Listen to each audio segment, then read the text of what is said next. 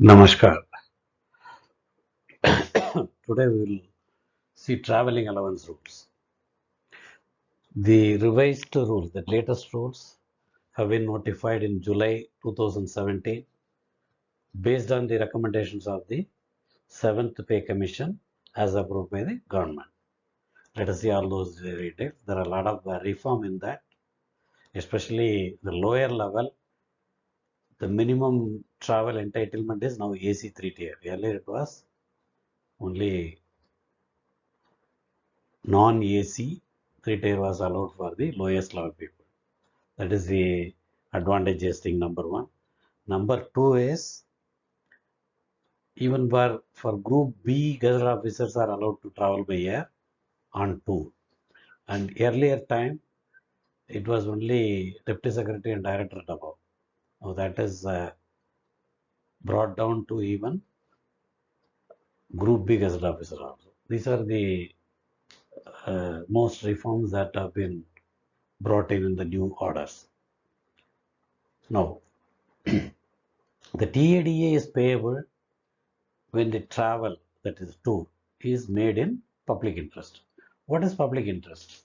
There is a lot of doubt and questions on public interest. Normally, the government is functioning for the people. As you know very well, the government is of the people, by the people, and for the people. So, every department is created with an objective to serve the public only. Ultimately, the interest of the public is served in the functionings of the government departments. So whatever we do for the department's work, it becomes part of the public interest. So as simply put it, anything you do towards the objective of the department with approval of the competent authority is nothing but action done or tour undertaken in public interest. Simple. So there is no need directly that you have whatever you are doing, your tour has got some direct benefit to the public. All those things not there.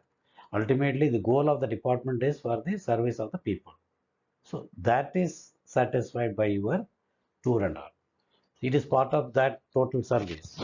So your tour is going to add to the benefit of the realization of the objective of the department. Nothing else. Okay. Now, any tour undertaken on public interest. Normally, tour has to be approved by the competent authority unless specifically delegated. The normally tour approving authority vests with joint secretary level officers minimum. But there are certain departments they delegate the power to lower level functionary also. So tour has to be approved by the competent authority. Now, this traveling allowance rule is applicable on tour, including on training and also on transfer in public interest.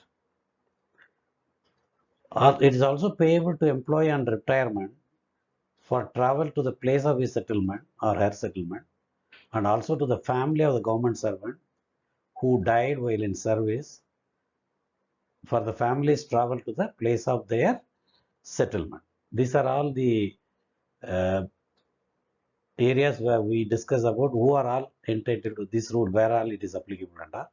Let us see now one by one other aspects of the rule. Now, the components are normally mileage allowance and daily allowance are given. And traveling allowance is paid in accordance with the entitlements. Entitlements is classified by level. From 7th Pay Commission onwards, there is a system of level 1 to 16 and then HAG, all those things. Up to secretary level, it is normally the 14 and above are joint secretary and above. Below 14 is director and below the line. Okay. Now, each level 1 to 5, 6, 7, 8, something like that. All those things we will see in this video. So, same way, daily allowance, nothing but food allowance, is also paid in accordance with the entitlements, calculated on the days or hours of tour. This we'll discuss. Hours are calculated from 0 hours, not 001, and we'll call it as 0 to 0, midnight to midnight. So take, let us say, the person travels on 12th February. So 12th February, whatever starting time, that starting time has to be taken from the scheduled departure time of the train or flight or bus, as the case may be. Assuming that your bus or train or flight is scheduled to travel at 7 o'clock. So your travel time starts from 7 o'clock. You can start at home at 4 o'clock or 3 o'clock also, but that is not counted for DA. It is for the traveling schedule time. Okay, now suppose you travel in the evening, let us say 6 o'clock. So 6 o'clock to that midnight is 6 hours. So for that day, you are entitled for the food allowance or daily allowance. Earlier it was called as daily allowance at the rate applicable for 6 hours. So below 6 hours it is 30%. 6 hours and below 6 hours onwards and below 12 hours it is 70% of the DA rate, and 12 hours and above you get 100%. And now wherever you go, whichever place, be it Delhi or a smaller village, the DA rates, food allowance rates remain the same. Prior to 7th Pay Commission, there were 3-4 classes: A classity, B classity, C and then unclassified, all those things. All those things have been removed now. It is uniform rate wherever you go. These are all the reform made in the new order. Now, for starting point, I told you it is the scheduled departure time of your public transport. It is air, by those who travel by air. Flight departure time will be taken into account, not actual time. Flight could be delayed, but departure time will be taken. Same way, train departure time. Suppose that train departure time, let us say, is 5 o'clock in the evening, but it starts at 6 o'clock. But 5 o'clock will be taken as your tour starting time, because you are supposed to be there in the schedule prior to schedule time. So from the schedule time, it will be calculated for payment of food allowance or daily allowance. This is one important point. Now for the return journey, it is the actual arrival time. It is not the scheduled time. Assuming that the arrival time is prior to scheduled time, you curtail up to that actual time. And if it is scheduled time, there is no issue. If it is delayed, actual arrival time. So this is the important aspect for calculation of daily allowance, that is called food allowance now. Now suppose your travel scheduled time in a day is 6 o'clock, let us say in the evening. So 6 hours only. So from 6 hours onwards for the particular day, you get 70% of the DA. And afterwards, 2-3 days you are on tour. Then 4th day you come back. You reach, let us say, at 10 o'clock in the morning. So 0 hours to 10 is 10 hours. So from 6 to 12, you get 70% DA. Suppose you reach at 5 o'clock early in the morning. Then again you get 30, because it is less than 6 hours, you get 30% of the daily allowance. All those table I will show you here. It is only for calculation. So you take for departure, for starting the journey, it is the schedule time. For arrival time, it is actual time, not schedule time. It is important point. Next, the mileage also okay, to that point mileage I will explain at the time of exact mileage, etc. Now we'll go to the next slide. Now, travel entitlement by train. Level 14 and above by air and train we have got. Business or club classes, that is actually joint secretary and above by air, and AC first class by train, the topmost class in the train, AC first, any kind of train it is. And level 12 and 13, deputy secretary and director. The economic class by air, but AC first class also is there.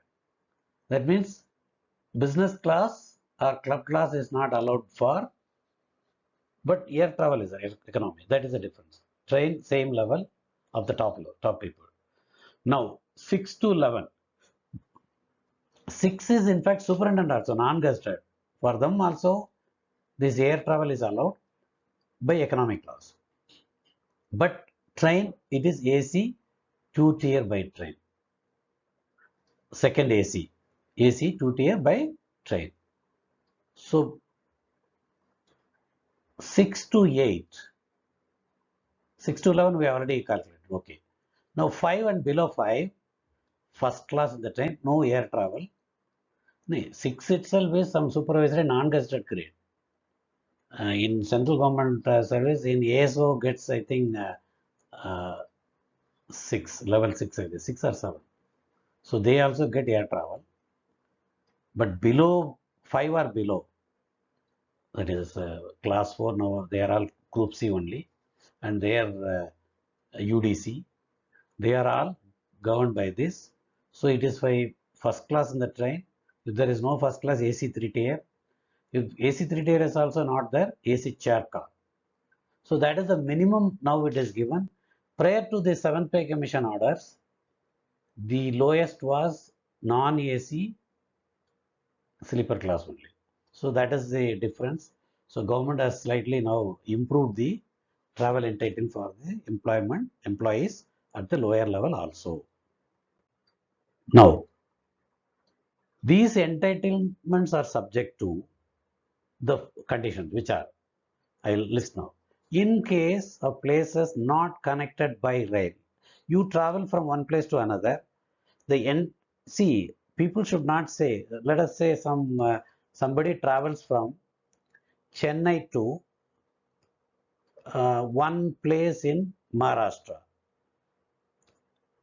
That particular place is not connected by rail, but on way some 100 kilometers ahead some station is there. No, those things are not correct. There are some people in accounts, they say no, it is a nearby station in 20 kilometers, 30 kilometers of train. No, now it is open to the employee to decide whether to travel the part distance by train and remaining by whatever it is. If the place of visit is connected by rail is nothing but that particular taluka headquarters or taluka must have, the town or city must have, city normally has got, town must have railway station and connected by train. It may be connecting train, that is different, but if there is no railway station and the railway station is nearby town and all, there is no need that you have to say you have to travel up to that time. It is for your convenience. People take in a different manner, which is not correct in my view. Okay. Now, if the places are not connected by rail, travel by AC bus for all those entitled to travel by AC 2-tier. That means even level 6 and above can buy AC bus also. And for other people, deluxe or any other bus. That is below 6, something like that. Now, if the places are connected by rail, you can travel by any means of public transport. You travel by AC bus also. There is no issue. Even for lowest level people also can travel by AC bus. But the fare will be restricted to entitled train fare. Now, when you come to the point of entitled train fare, if the place is connected by rail and there you have premium train, then that premium train's fare can be fixed as the entitled fare. People take as ordinary train, which is wrong. Government has given very clearly any kind of premier train, Rajdhani, even now Vande Bharat, you can take if that place is connected by such premium trains and that train's ticket fare for your entitled class. Normally Vande Bharat it will be AC chair car. You can take the reimbursement of AC bus. Suppose you travel by AC bus, that place is connected by, let us say, Delhi to Chandigarh, where Vande Bharat is connected. So you travel by, a person who is entitled to travel by AC chair car, travel by AC bus. and his fare can be restricted to Vande Bharat because that is connect. He is traveling from Delhi to Chandigarh by AC bus. So he can travel by AC bus and claim by submitting the AC bus ticket and claiming the actual fare or the fare which is entitled in the Vande Bharat AC chair car for a person lowest level, even level 1, 2, 3, 4, 5.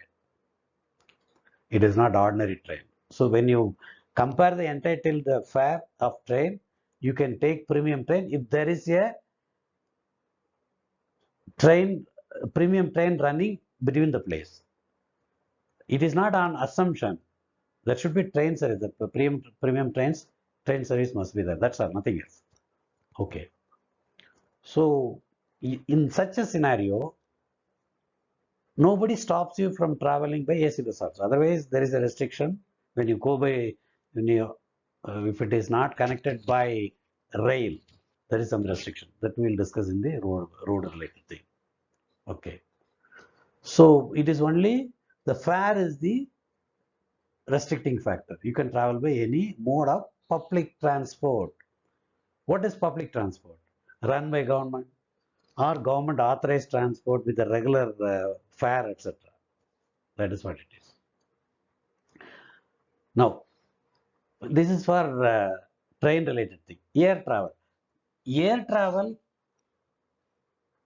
and air mileage. Normally, those who travel by air regularly will know that mileage, the air mileage and all they give, points they give. But those points should be used for booking ticket for official tour for the department, either for the employee or other employee. It cannot be used for private purpose. Then it amounts to violation of rule for which departmental action can be taken against the officer.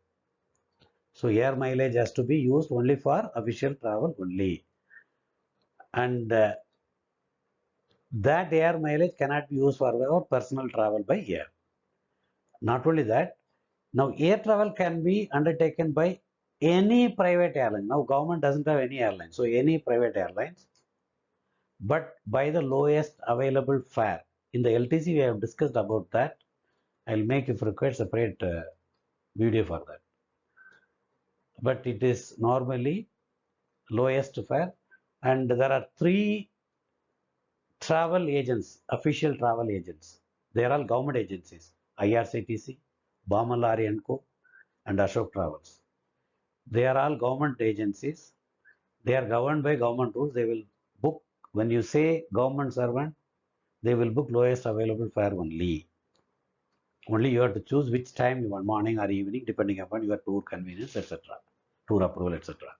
Okay. Now, so you cannot book from private online booking agent or offline booking. Oh, anybody. No, you cannot get reimbursement. Of course, there are certain exceptional circumstances. Now, head of the department has been given power to condone the mistake and exempt that error, etc. And reimbursement can be claimed. But some valid reason, genuine reason must be there. Now, what are all genuine reasons? These are all open to department. So we should ensure that tickets, especially air tickets, are booked only through authorized travel agents who are all, only there are three authorized travel agents: Ashok Travels, Bamalari and Company, and IRCTC. And another important point for train is, I already told you all the premium trains travel are allowed. Tatkal and premium Tatkal fare, dynamic fare is also allowed when you travel on official tour. This is another important point.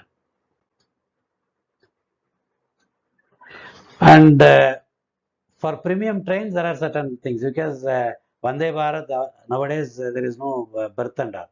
So for level 12 and above, highest class, 6 to 11, AC 2 tier or chair car, and level 5 and below, AC 3 tier or chair car. So minimum chair car is given in any case. So okay, international travel.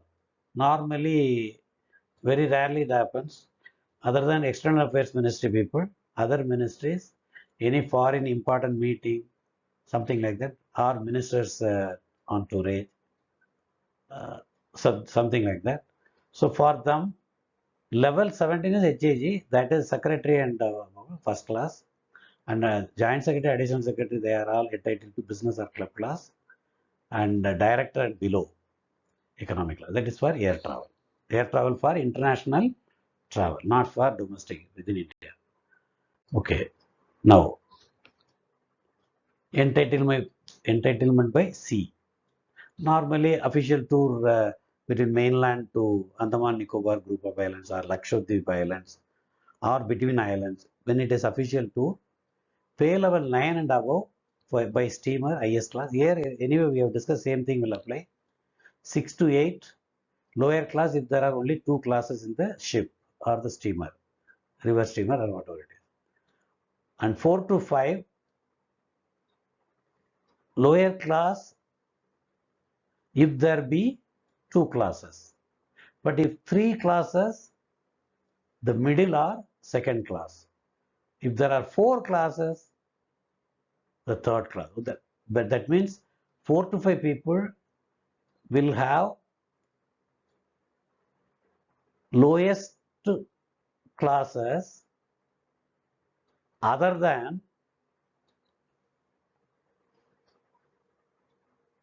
like lowest classes.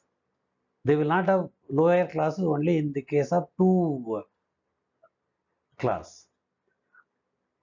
If there is a bunk class, they will not be, they need not travel. They can travel in the next higher level. That is what it means. So the 5 and below is lowest class, which is nothing but bunk class. So same way, this is all any kind of private ship. Shipping Corporation of India also operates ship service, that is ferry service between mainland and Andaman Nicobar Island group of islands, Lakshadweep group of islands. So pay level 9 and above, deluxe class, 6 to 8, because it is defined, so they have given correctly. Otherwise, 4 class, the lowest people will have bunk class, all other people have second class, something like that. So that is the confusion here. This many classification is not required. They could have made it like train. Let us expect such improvement in the next pay commission or whatever it is. And 6 to 8 is first class or A cabin class, 4 to 4 and 5 second class or B cabin class, and below 5 4 sorry below 3 and below bunk class. 4 and 5 anyway second B cabin we have discussed. So 3 and below is bunk class. This is for the ship travel. Now mileage. Mileage is by road here. Now we have earlier we have discussed about train and air travel on flight and ship also. Now we are seeing the road travel.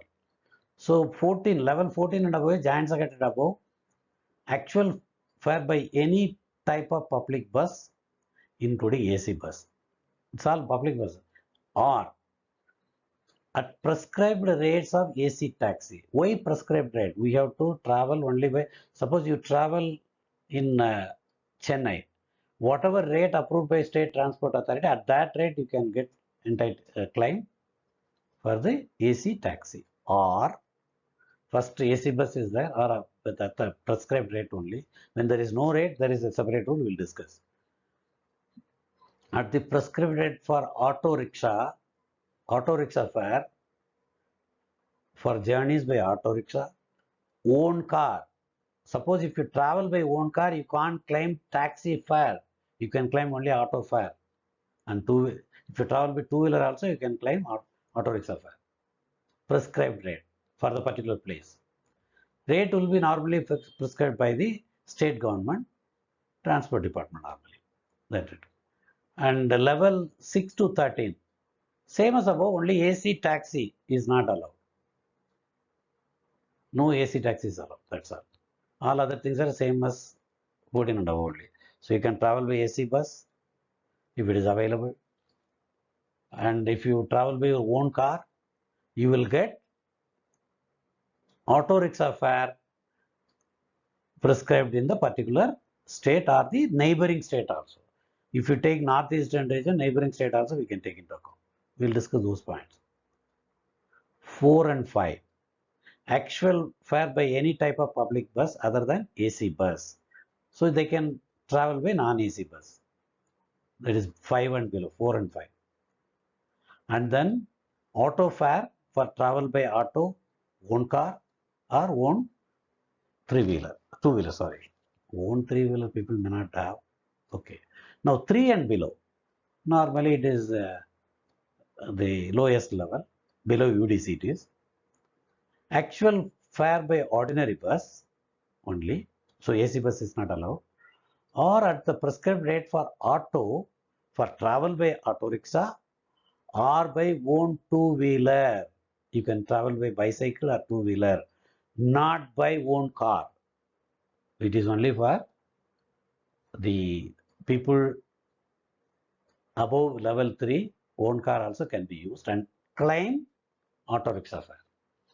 This is another important point to note.